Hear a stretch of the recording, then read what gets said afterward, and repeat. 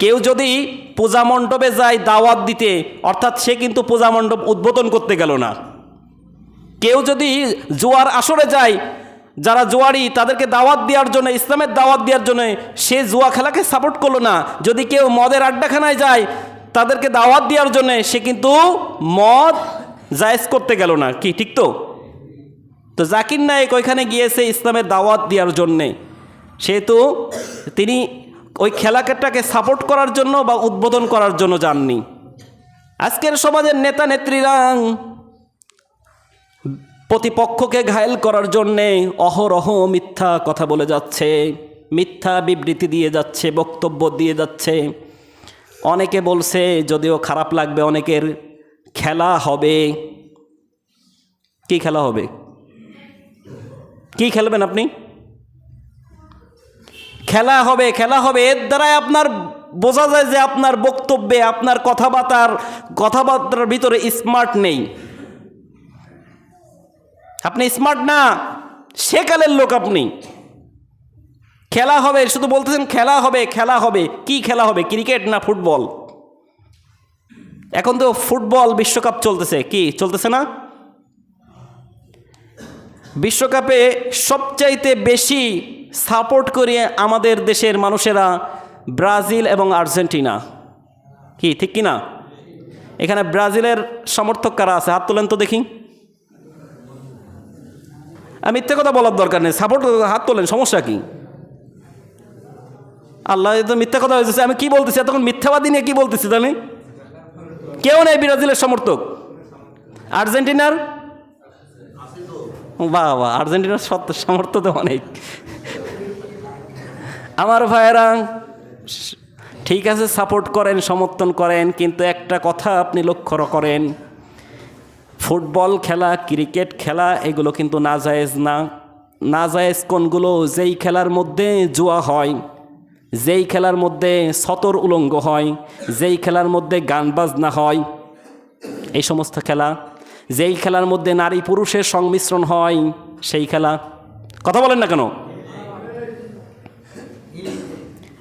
তো এই যে বিশ্বকাপ খেলা হচ্ছে, যদিও কাতারে জাকির নায়েক দিয়ে বক্তব্য দিয়েছে, ঠিক আছে, কাতার চেয়েছে যে এই নাজায়েজ, এই খারাপের মধ্যে আমরা ইসলাম প্রসারের কাজে লাগাবো। এই জন্য বিশ্বের সবচাইতে বড় স্কলার, বর্তমান সবচেয়ে বিশ্বের মধ্যে সবচাইতে বড় দায়ী হচ্ছে ডক্টর জাকির নায়েক। তিনি বক্তব্য দেওয়ার পরে ওই মঞ্চেই 4 জন বিধর্মী কালিমা পড়ে মুসলমান হয়ে গিয়েছে। সুবহানাল্লাহ পড়েন। 1 সপ্তাহের ব্যবধানে 558 জন ইসলাম ধর্ম গ্রহণ করেছেন। সুবহানাল্লাহ পড়েন। এতদিন বিশ্বে যত বিশ্বকাপ খেলা হয়েছে, সেই বিশ্বকাপ খেলার মধ্যে নর্তকী এনে নাচ গান করে বিশ্বকাপ শুরু হয়েছে। কথা বলেন ঠিক কিনা? কিন্তু এই কাতার সবচাইতে বিগত 100 বছরের মধ্যে পৃথিবীর ইতিহাসে সবচাইতে বেশি টাকা খরচ করে বিশ্বকাপে। তো এই টাকা খরচ করছে যে এই ওয়ার্ল্ড কাপের যে মানে সদস্য বা যারা রয়েছে, তারা এই কাতারকে বিশ্বকাপের জন্য সাহায্য করতে চেয়েছে, কিন্তু কাতার নেয়নি।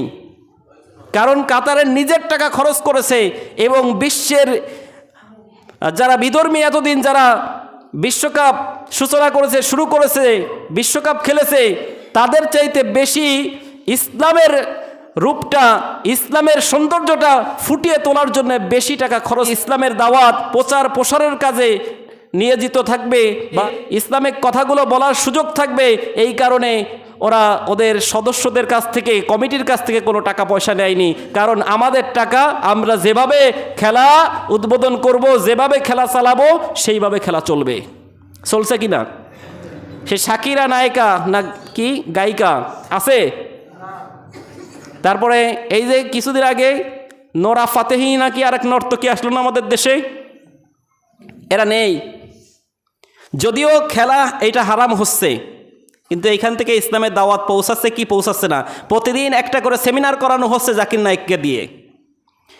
এর দ্বারাই কিন্তু ওই নেইমার, ওই মেসি প্রত্যেকটা বিধর্মী এই ইসলামের দাওয়াতের কথা, ইসলামের কথাগুলো শোনা লাগতেছে কি লাগতেছে না? এর দ্বারাই মানুষটা পরিবর্তন হতেই পারে।